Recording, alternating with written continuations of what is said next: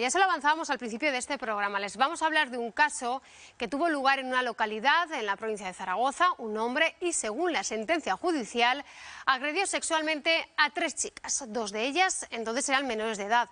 Tras una denuncia y un juicio, el hombre ha sido condenado a prisión y tras su condena ha seguido insultando y vejando a sus víctimas por redes sociales.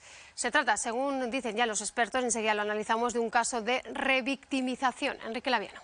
¿Qué tal, Vanessa? Buenas tardes. Y por una serie de recursos, esta persona todavía, a pesar de estar condenado a 9 años de prisión, no ha entrado en la cárcel. María Jesús Portillo, psicóloga forense, gracias por estar con nosotros. Gracias a vosotros. Estábamos hablando, Vanessa, hace unos minutos, María Jesús y yo, antes de entrar en plató, y os contamos rápidamente cómo es esta historia. Yo doy el inicio y María Jesús continúa. Esto es un chico aparentemente atractivo, que suelen ser los que tienen ese aspecto, esa sensación de narcisismo, que se acerca a una chica menor de edad, en concreto que tendría 13, 14 años, le dice: con la de chicas que yo tengo a mi alrededor me he fijado en ti. Y a partir de ahí, ¿qué pasa, María Jesús?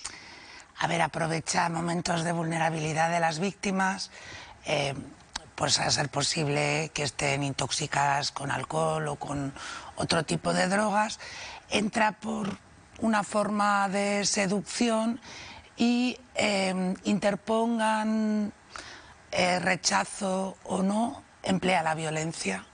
Porque en realidad las agresiones sexuales no tienen que ver con la atracción, con el deseo, sino con el poder, con el dañar, con el sentirse superiora. Cuando él se queda tan ancho, pasando del consentimiento de las víctimas, que por otra parte, si son menores de 16, la ley ya nos dice que no tienen capacidad de otorgar ese consentimiento, con lo cual está cometiendo un delito, aunque ellas quisieran, estaría cometiendo un delito por ser menores de 16, bueno, no quieren. Él, al tiempo, al día siguiente, se preocupa de contactar con ellas y hacer que de alguna manera ellas reconozcan que lo que pasó estuvo bien y que les gustó y que en ningún caso fue una agresión sexual. Cuando las víctimas dicen: ¿pero qué dices? Me violaste, y tacos y palabrotas, él dice: ojito lo que vas contando por ahí, ya sabes quién soy yo, se va a enterar todo el pueblo, por supuesto se va a enterar tu novio, se van a enterar tus padres y nadie te va a creer. Ojito como me denuncias falsamente. Y a partir de aquí empieza esa otra victimización, María Jesús. La victimización secundaria. A ver, es parte de la primera victimización, pero es que pensamos que lo que duele es el hecho físico en sí. Son los golpes o es el sentirte violado. No, es que hay un daño psicológico muchísimo más grave. Atentos a la pantalla. Yo lo leo, pero lo van a ver todos ustedes ahora en la pantalla en Conexión Aragón. Es el testimonio de una víctima de revictimización. Y dice: no quería que se enterasen mis padres. Es ese silencio por ese temor. Me cambió la vida, mi carácter, mi forma de ser. En mi vida hay un antes y un después. Claro, es lo que sucede con los hechos traumáticos. De alguna manera ocupan todos los ámbitos de la víctima y consideran que antes eran de una forma y a raíz de lo que les ha pasado son de otra.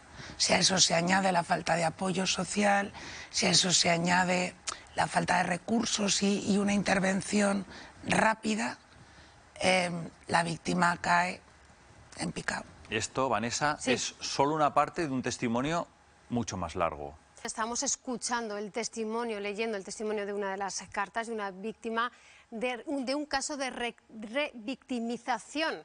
Una palabra difícil a veces hasta de comprender, Enrique, porque hay una sentencia, un hombre ha sido juzgado, tenía que cumplir condena por agresión sexual a 3 chicas, 2 de ellas menores de edad, pero luego seguía incluso acosando por redes sociales. Este es un caso, Vanessa, pero es que hay muchos y para eso tenemos a María Jesús Portillo que está con nosotros y nos lo va a contar.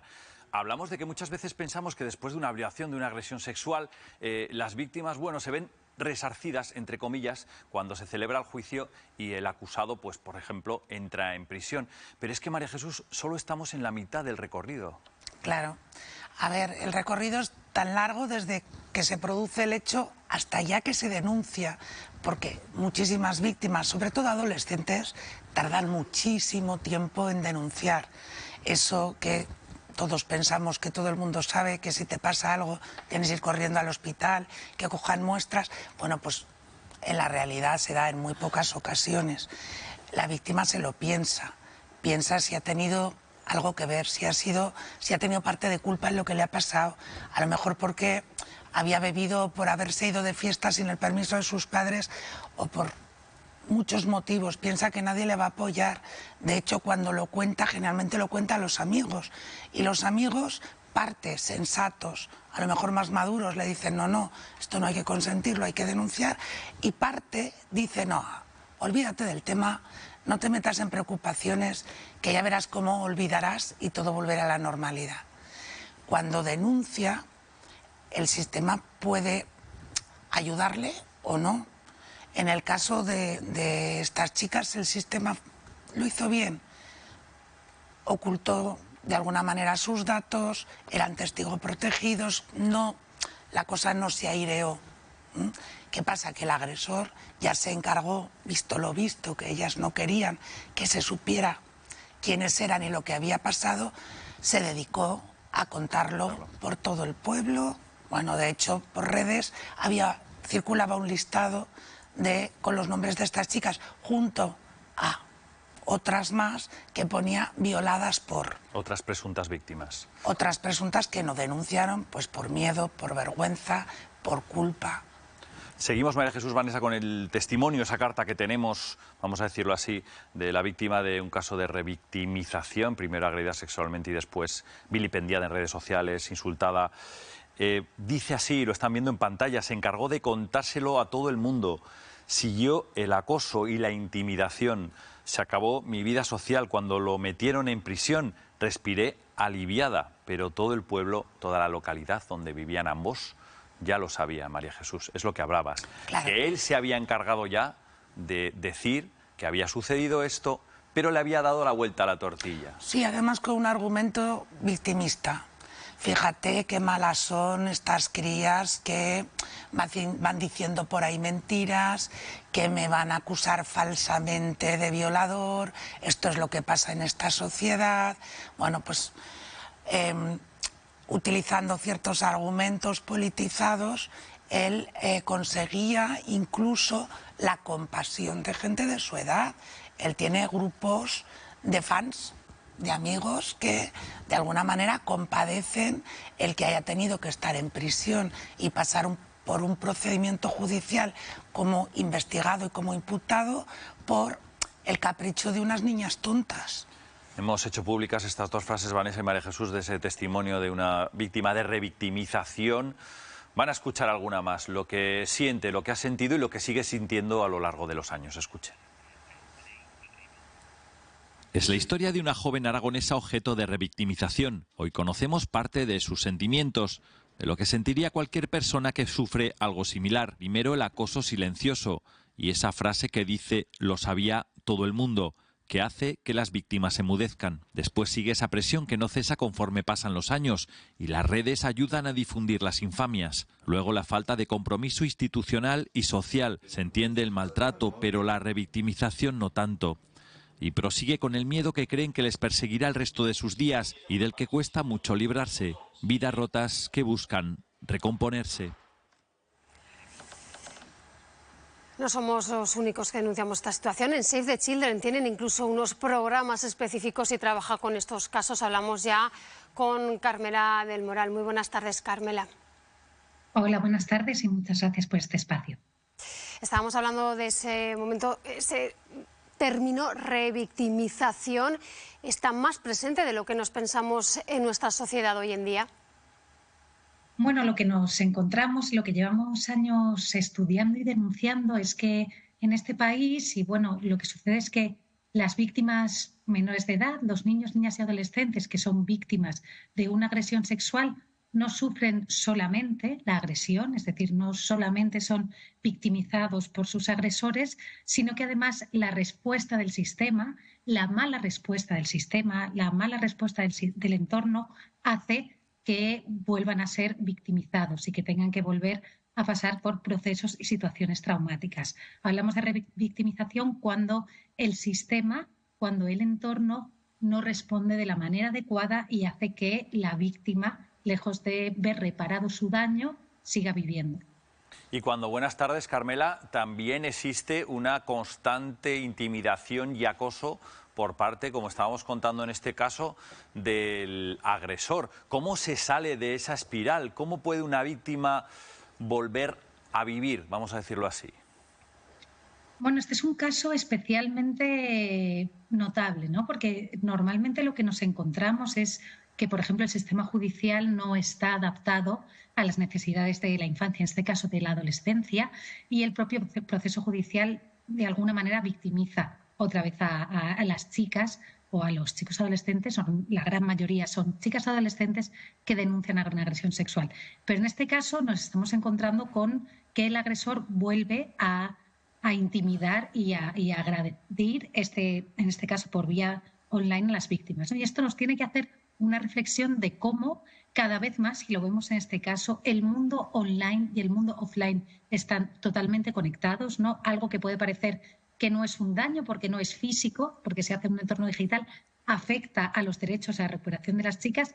Y además esto que estabais comentando, ¿no? Que os he escuchado de todo el entorno de él que protege, ¿no? Y que defiende y que al contrario pone la culpa en las víctimas, esto nos vuelve a demostrar que hace falta mucho trabajo de educación, mucho trabajo de romper con mitos y con estereotipos, y que es esencial poner freno y poner límite a estas conductas, porque lo que provoca es que parezca que los crímenes de alguna manera quedan impunes y que las víctimas, lejos de ser reparadas, son aún así culpabilizadas, ¿no? Entonces, es un tema complejo. Lo primero es cada vez tener más en cuenta la importancia del entorno online, ¿no? Se hablaba, creo que en relación al anteproyecto de ley que hay sobre derechos de los menores de edad en entornos digitales, el tema de las órdenes de alejamiento, también el entorno online, ¿no?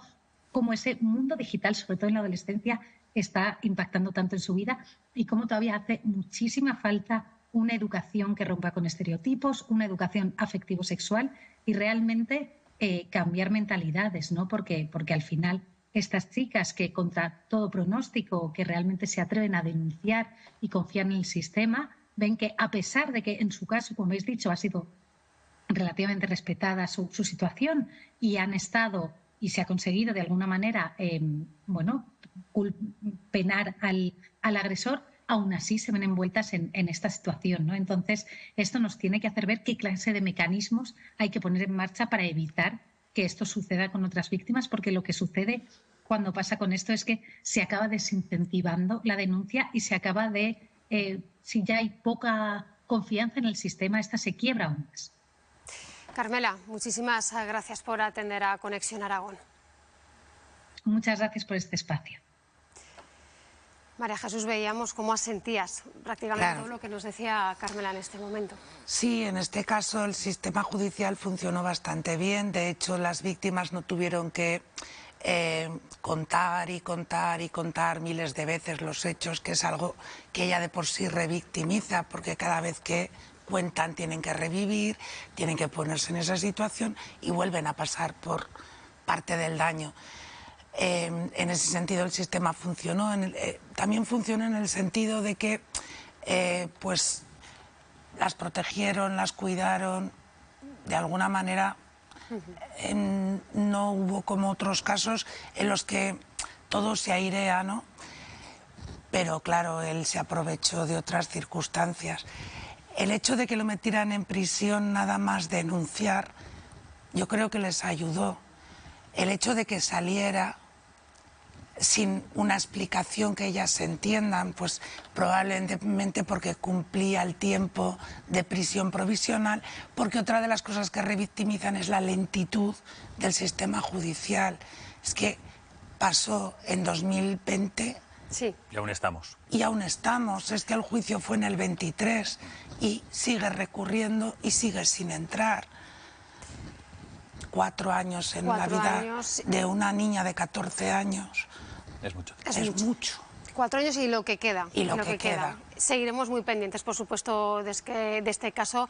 María Jesús, una vez más, gracias por venir hasta aquí, a esta Conexión Aragón. Vanessa, yo rápidamente, Sí. sé que la madre de las niñas nos está viendo, que está ahora mismo viendo en directo este programa. Nosotros desde aquí, desde Conexión Aragón, le invitamos a que si en algún momento la chica, que ya es mayor de edad, o la madre quiere darnos su testimonio, está más que invitada.